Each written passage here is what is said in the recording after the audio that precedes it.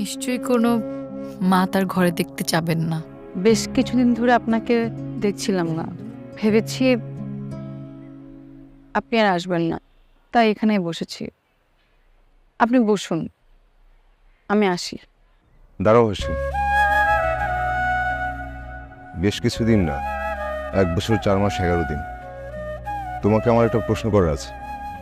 যে ঘরটাকে এত সুন্দর করে গুছালে, সেই ঘরে কিভাবে চুরি করতে পারো? আপনি এটা বিশ্বাস করেন? বিশ্বাস করলে জিজ্ঞেস করতাম না, তোমাকে মনের পাশে জায়গা দিতাম না। 1 বছর 4 মাস 11 দিন গুনে রাখতাম না, অপেক্ষা করতাম না। এই এক জীবনে আমি অনেক অপমানিত হয়েছি, কিন্তু সেদিন রাতের অপমান আমি কখনো ভুলতে পারবো না। আমার কাছে থাকা টাকাগুলো উনি আপনার মনে করে রেখে দিয়েছেন। সেদিন রাতে আপনার বাসা থেকে বের হয়ে যাওয়ার পর আমি বুঝতে পারি এই শহরে টাকা ছাড়া কেউ কিছুই না। আমার কপালে যে কাটা দাগটা দেখছেন, এটা আপনার মায়েরই দেয়া। যতবার আয়নার সামনে দাঁড়াই ততবার আঘাতের কথা মনে পড়ে।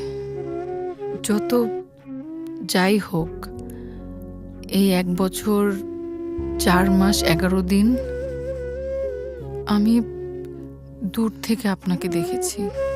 1 বছর 4 মাস 11 দিন দূর থেকে তুমি আমাকে দেখছো। একটা দিন সামনে এসে কথাগুলো বলতে পারলে না? না, পারিনি। আর পারা উচিত হবে বলে মনে হয়নি। আমি কে যে সন্তানের সাথে মায়ের দূরত্ব বাড়াবো? মা যেটা করেছেন একদম ঠিক করেছেন। রাস্তা থেকে উঠিয়ে নিয়ে আসা কোনো মেয়েকে নিশ্চয়ই কোনো মা তার ঘরে দেখতে চাবেন না। আচ্ছা, বাদ দিন, মা কেমন আছেন? মা নেই। তুমি চলে যাওয়ার 4 মাস পর মা স্ট্রোক করে।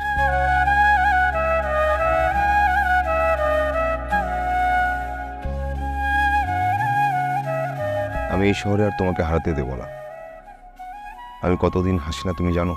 কতদিন আমার ঘর হাসে না, আমার ভেতরকার শহর হাসে না। আপনাকে হাসানোর জন্য আমার কি করতে হবে? এই হাত দুটো শক্ত করে ধরে রাখতে হবে, সব সময় আমার পাশে থাকতে হবে।